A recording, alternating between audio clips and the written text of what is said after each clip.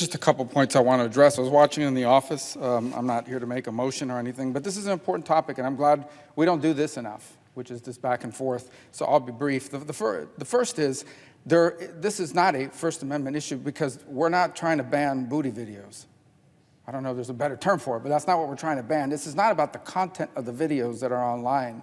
It is about the dangers to the national security that are presented by the way that this company functions. And that's what people don't understand, and what I think we owe people an explanation on. Okay? The reason why TikTok, and all the social media companies for that matter, are addictive is two.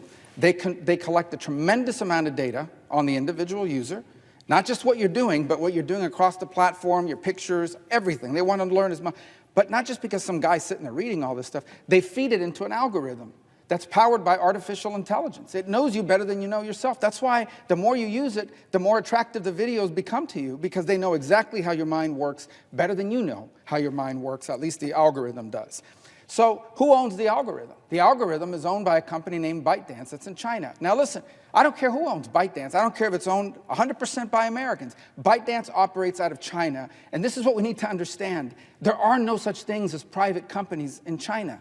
They do not exist. Under Chinese law, their national security law, their national intelligence law, every company in China has to do whatever the Communist Party tells them. So if the Communist Party goes to ByteDance and says, we want you to use that algorithm to push these videos on Americans to convince them of whatever, they have to do it. They don't have an option. They may not want to do it, but ask Jack Ma what happens, no matter how rich you are, when you don't want to do what the Communist Party tells you to do.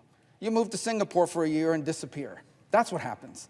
Okay? So all these people have to respond, and ByteDance has to answer to whatever they're told. Now, this thing about Oracle and the cloud, it sounds really good. Here's the problem with it. It doesn't matter where you store the data. You could store the data in my backyard in a locked safe. I have to, no matter what, for TikTok to work, you have to give the engineers in China access to it because they control the algorithm. So it honestly doesn't matter where the data is stored. They still have to open it up for the engineers at ByteDance in China to look at it, or the algorithm doesn't work, and without the algorithm, there is no TikTok. You can't buy the algorithm. Do you know why you can't buy the algorithm?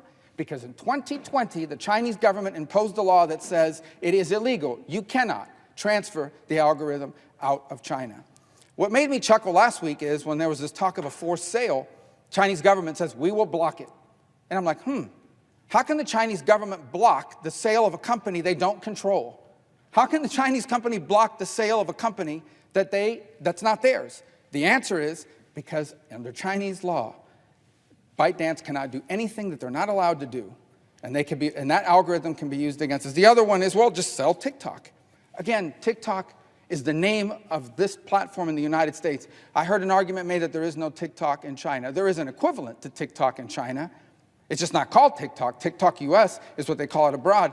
But there is an equivalent that uses the same AI formula and the like. The difference is that the videos they allow over there are ones that don't encourage you to choke yourself to death or drink poison or things of that nature. But look, it's not about the content. All these social media companies, there's a difference though. I'm not a fan of Facebook and how they handle things. I'm not a fan of any of these social media companies. But the difference is, whatever they do wrong, they do because they want to do. Okay? If the US government goes tomorrow to Facebook and says, we want you to do X, they'll probably say no. They wouldn't need to listen to us under our law. You could subpoena them for records through a process that involves courts. None of that exists in China. And that's the point that's being missed here. So last point I want to address. No evidence that they're doing anything now. You go on the video, you can search this, you can search that. Absolutely, because they understand that they want to grow their market share.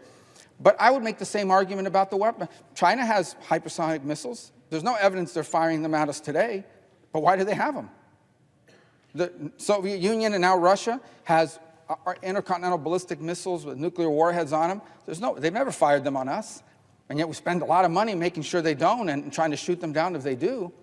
Every threat is theoretical until the moment happens. The truth of the matter is this. There's this powerful amount of data, a powerful algorithm entirely controlled at any time they want by the Chinese government operating in our country. And there is no other way to handle this. Not the sale of the company, not the storage of the data. If there was a lesser way to deal with this, I would be for it. But there isn't. And that's why since 2019, I've been calling for this to be banned. There is no other way to get control of this. The danger it poses to the country are real. I think before we ban a company that 150 million Americans use, we owe them a better explanation than just trust us is bad. I agree with that, and we should be doing more of it. But be under no illusion. This is a weapon, and I would close with this. Think about all the people here that were freaking out because Russia was using bots to influence voters in America on Twitter, Facebook, what have you. Imagine if Russia owned Facebook or Twitter. Imagine if there was a law and not only owned them, but told them you must use it this way. Because that's what we're facing. That's what we have on our hands here. And not to mention the millions of small businesses in America that have grown because of TikTok, they will be hostages in the future to a Chinese government that can destroy their business at a moment's notice unless they can convince their elected officials that America shouldn't defend Taiwan or that America shouldn't be tough on trade. However they want to weaponize it. The risk is real. I don't waste my time going after social media platforms unless it's important. This is important. I hope we'll talk more about it. It deserves the attention that it's starting to get.